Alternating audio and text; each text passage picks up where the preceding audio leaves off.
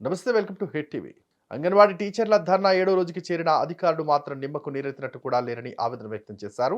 చర్చలకు పిలవకుండా కొన్ని ఏరియాల్లో రెగ్యులర్ టీచర్లకి విధులు అప్పచెప్పడంపై ఆగ్రహం వ్యక్తం చేస్తూ కర్నూలు జిల్లాలోని మున్సిపల్ ఆఫీస్ ఎదుట బైఠాయించి వందల మంది అంగన్వాడీ టీచర్స్ గో బ్యాక్ అంటూ నినాదాలు చేశారు.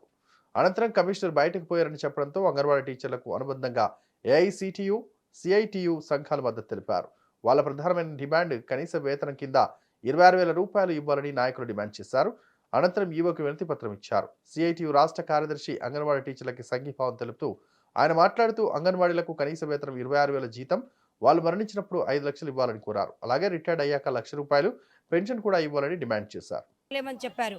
మరి గత 48 సంవత్సరాల నుండి పనిచేస్తున్నప్పటికీ గౌరవ వేతనాలు లేకుండా, కనీస వేతనాలు లేకుండా గౌరవ వేతనం పేరుతో పనిచేస్తున్న సందర్భంలో ఇప్పుడు కనీస వేతనం 26,000 రూపాయలు ఇవ్వాలని, గ్రాడ్యుయేట్ని తక్షణమే అమలు చేయాలని, యాప్లన్నీ తీసివేయాలని, మినీ టీచర్లను మెయిన్ టీచర్లు చేయాలని, విధుల్లో చనిపోయిన వారికి 5 లక్షల రూపాయలు ఇచ్చి వాళ్ళ ఇంట్లో వరకు ఉద్యోగం ఇవ్వాలనే విషయం ఈ ప్రధానమైన డిమాండ్స్తో సమ్మె నిర్వహించుచున్నామని గత 2 నెలల ముందే ప్రభుత్వ యంత్రాంగానికి తెలియజేసినప్పటికీ కూడా ఎలాంటి చర్చలు జరపకుండా సమ్మెలో వెళ్ళిన తర్వాత చర్చలకు పిలిచి సమ్మె కొనసాగించడానికి వీల్లేదని మరి ప్రభుత్వ మంత్రివర్గ కమిటీ తెలియజేసింది.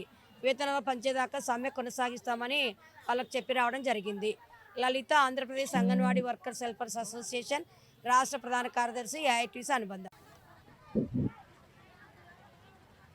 బ్రదర్ ఓకేనా? ఇవాళ రాష్ట్ర వ్యాప్తంగా 26 జిల్లాల్లో 106,000 మంది అంగన్వాడీ కార్మికులు, టీచర్లు అందరూ కూడా వారు సమ్మె బాట పట్టారు. దాదాపు 7 రోజులుగా వాళ్ళు ప్రశాంతంగా సమ్మెను కొనసాగిస్తూ ఉన్నారు. మరి ముఖ్యమంత్రి జగన్మోహన్ రెడ్డి గారు తాను ఇచ్చిన వాగ్దానాన్ని అమలు చేసి, అమ్మ మీకు ఇచ్చిన ఇది నేను ఇంత చెప్పాను, ఇంత చేస్తున్నాను, దీన్ని ఆదుకోండి, తర్వాత దీన్ని అంతా కూడా మీరు అంగీకరించండి అని చెప్పకుండా ఈరోజు నువ్వు తగాదాలు పెడతా ఉన్నావు.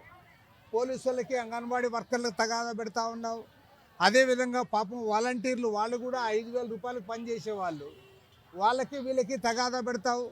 నేను పేదవాళ్ళ కోసమే ఉన్నానని చెప్పేవాడివి, ఇవాళ పేదవాళ్ళ పిల్లలకి, పేదవాళ్ళ కోసం పనిచేసే వాళ్ళకి, మరింత పేదవాళ్ళకి నువ్వు తగాదా పెట్టి నీవు మాత్రం తాడేపల్లి ప్యాలెస్లో దర్జాగా ఉంటా ఉన్నావు. పైగా నేను పేదవాళ్ళ కోసం పోరాడతానని చెప్తావు. సిగ్గుందా నీకు? సిగ్గులేని దద్దమ్మ. నువ్వు ఆ రోజు ఏం చెప్పావు? నువ్వు తెలంగాణలో ఎట్లుంటే వాళ్ళకంటే 1,000 రూపాయలు ఎక్కువ ఇస్తానన్నావు.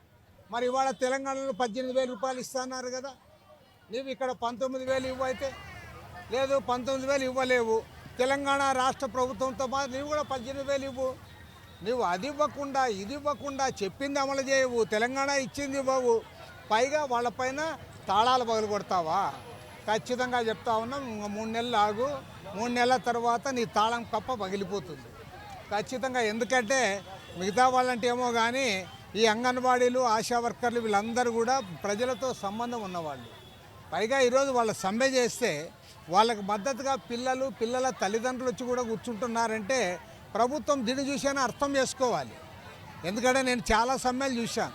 సమ్మె జరుగుతా అంటే ఏదో వాళ్ళ సమస్య అనుకుంటారు తప్ప ప్రజల మద్దతు తక్కువ ఉంటుంది. ఓన్లీ పొలిటికల్ పార్టీస్గా మేము మద్దతు ఇస్తూ ఉంటాం. కానీ వాళ్ళ అంగన్వాడీలకు వాళ్ళ తల్లిదండ్రులు, పిల్లలు వచ్చి కూడా మద్దతు ప్రకటిస్తూ ఉన్నారంటే ప్రభుత్వం ఇప్పటికైనా అర్థం చేసుకోవాలి. తాను ఇచ్చిన వాగ్దానాన్ని అమలు చేయాలి. అమలు చేసేంత వరకు కూడా వాళ్ళందరూ కూడా ధైర్యంగా పోరాటాన్ని చేయాలి. వాళ్ళ పోరాటానికి సంపూర్ణంగా వామపక్షాల తరఫున, సిపిఐ తరఫున మద్దతు ప్రకటిస్తూ ఉన్నాం. మద్దతు ప్రకటించడమే కాదు, అవసరమైతే ప్రత్యక్షంగా మా కార్యకర్తలందరూ కూడా రంగంలోకి దిగుతాం, వారికి అండగా ఉంటాం. అవసరమైతే ప్రభుత్వాన్ని నిలదీయడానికి కూడా సిద్ధం కావాలని రాష్ట్ర వ్యాప్తంగా మా పార్టీ కార్యకర్తలకు విజ్ఞప్తి చేస్తూ ఉన్నాం.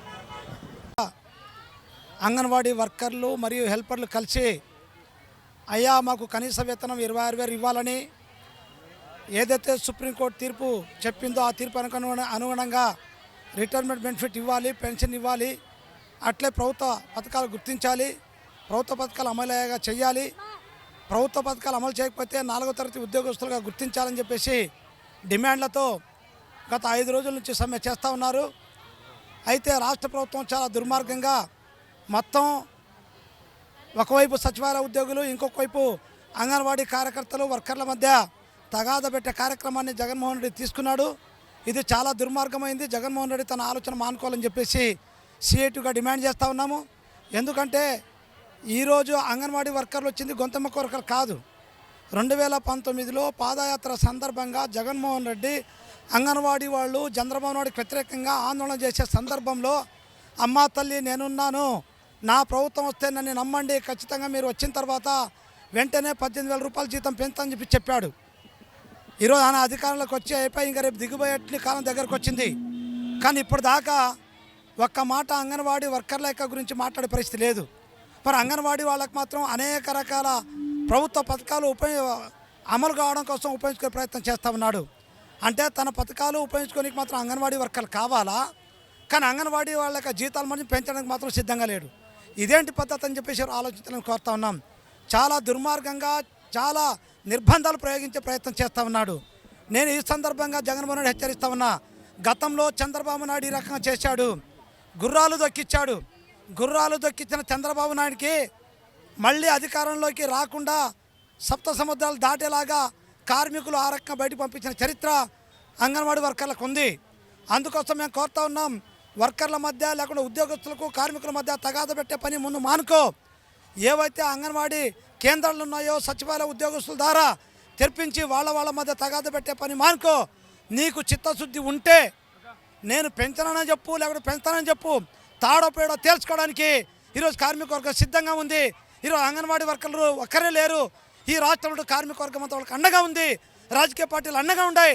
దాన్ని దృష్టిలో పెట్టుకుని వాళ్ళ సమస్యలు పరిష్కారం చేయాలని చెప్పేసి డిమాండ్ చేస్తూ ఉన్నాం.